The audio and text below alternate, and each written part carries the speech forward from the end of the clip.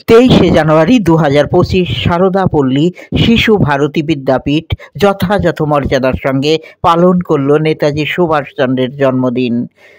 প্রথমে জাতীয় পতাকা উত্তোলন করেন বিমল চন্দ্র দাস। মোমবাতি প্রজ্বলনে অংশ নেন শিশির বাইন। জাতীয় সঙ্গীত, বক্তব্য, গান, আবৃত্তি অনুষ্ঠান সূচিতে থাকে। সঙ্গীত পরিবেশন করেন আদিত্য রঞ্জন মণ্ডল, সাধন মণ্ডল, তবলায় সঙ্গত প্রদানে তীব্র মণ্ডল।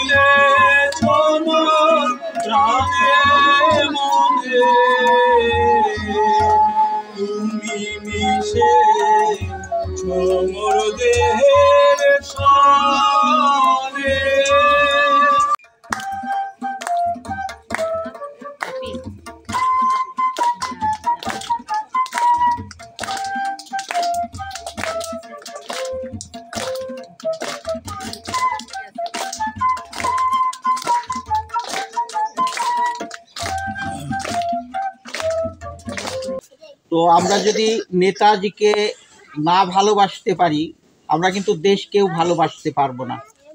আমাদের এই যে দেশের প্রতি যে ভালোবাসা, এটা কিন্তু জন্মাবে এই নেতাজির মতো মানুষদের শ্রদ্ধাঞ্জলি যদি আমরা করতে পারি, নিবেদন করতে পারি। তো সেটায় প্রয়াসী হয়েছেন এই শিক্ষা প্রতিষ্ঠান। এটা আমাদের গর্বের এবং আনন্দের বিষয়, অহংকারেরও বিষয় যে এই শিশুদের, কমলমতি এই শিশুদের মধ্যে আজ আমরা দেশপ্রেমের যে একটা ধাপ, এটা কিন্তু প্রাথমিক একটা ধাপ।